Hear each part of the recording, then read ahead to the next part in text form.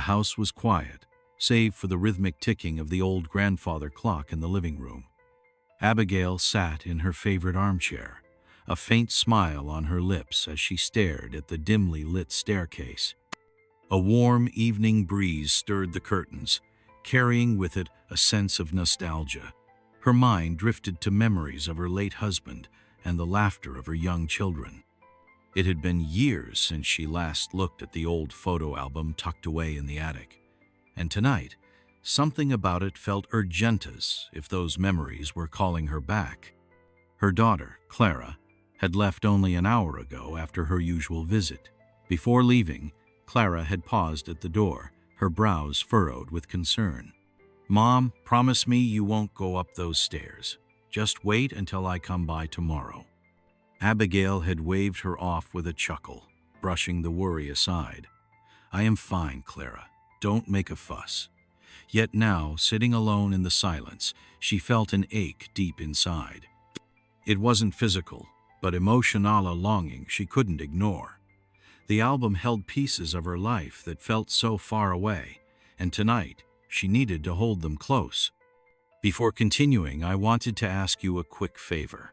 Our goal is to reach 1,000 subscribers here on YouTube, and your help is very important. So if you subscribe and comment "subscribed," I will respond to your comment as a thank you. Thank you very much for your support. Now let's continue. Rising slowly, Abigail steadied herself on the arm of the chair and shuffled toward the staircase. The familiar creaks of the wooden steps greeted her as she gripped the banister tightly. The carpet runner was worn from years of use, its edges frayed, but she told herself she'd climbed these stairs countless times before. Tonight would be no different.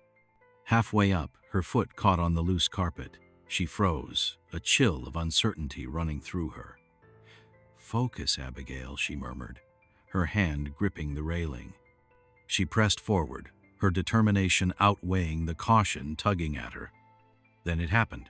Her slippers snagged on the edge of the carpet again, and her body lurched backward. She reached for the railing, her fingers grasping at empty air. A rush of motion, pain, and a sudden crash filled her senses before everything went dark. The house fell silent once more, save for the ticking of the clock. Abigail became aware of an overwhelming stillness, a silence so profound it seemed to stretch endlessly. She opened her eyes, or at least she thought she did, but nothing looked familiar. There was no staircase, no pain, no house.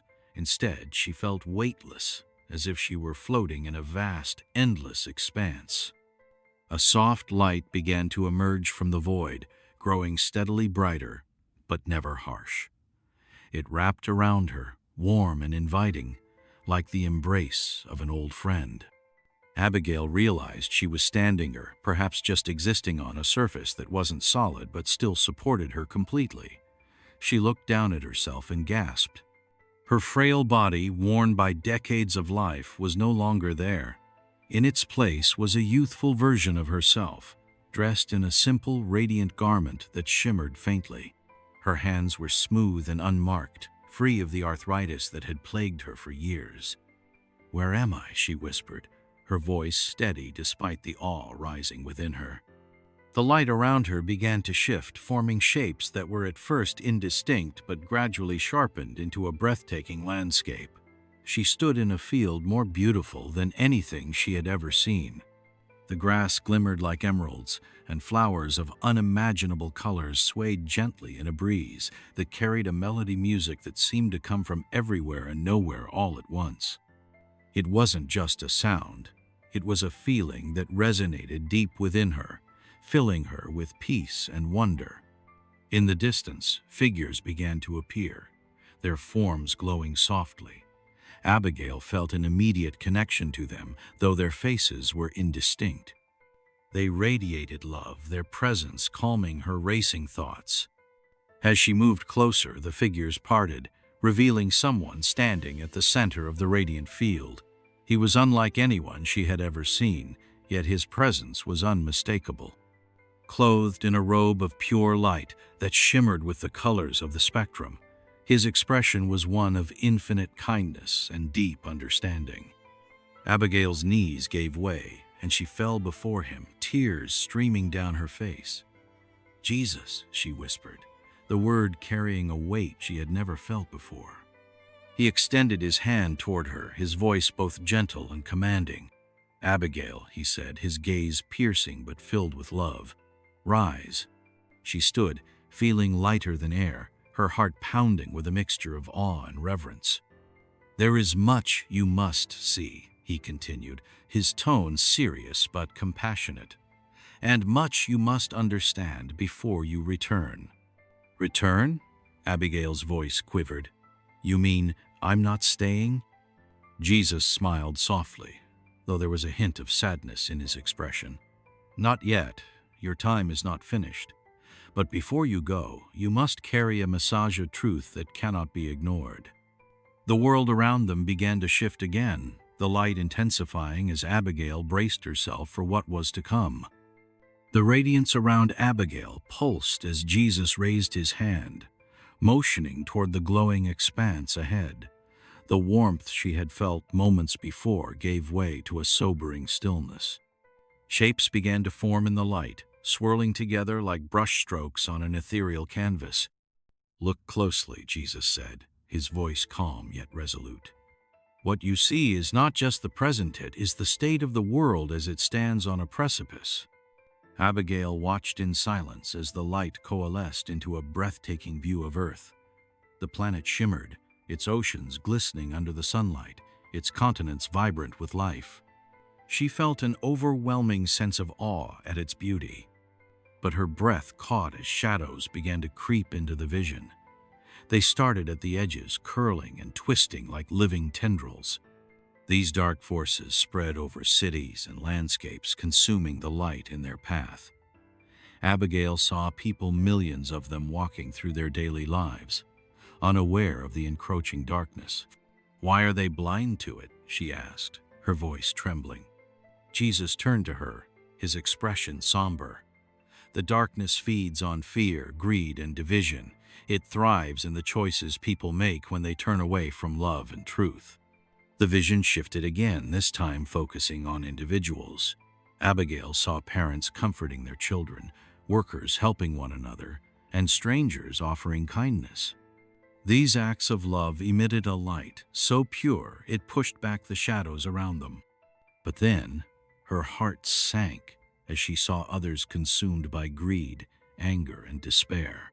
Their actions invited the shadows closer, the darkness feeding on their decisions. It grew stronger, spreading farther with each selfish act. Suddenly, a familiar face emerged in the vision: Donald Trump. Abigail recognized him immediately, though the context in which she saw him was unlike anything she had imagined. He stood in a chaotic scene, his figure illuminated by both light and shadow. On one side, radiant figures extended their hands, their presence urging him toward compassion and wisdom. On the other, shadowy forms whispered in his ear, their movements subtle yet insidious. "Why him?" Abigail asked, turning to Jesus. "Why show me this?" "Because he holds great influence," Jesus replied, his tone heavy with meaning. "And with influence comes immense responsibility. The choices he makes will ripple across nations and generations." Abigail felt a mix of dread and urgency. The forces pulling at Trump seemed evenly matched, and she could see his indecision reflected in his expression, a blend of confidence and confusion. "What happens if he listens to the shadows?" she asked, her voice barely a whisper. "The darkness will grow," Jesus said, his gaze unwavering. "But remember this: no path is irreversible. Even in the darkest moments, light can break through. That is why vigilance is needed, why faith, prayer, and love must stand firm." The vision began to dissolve, leaving Abigail with a profound sense of responsibility.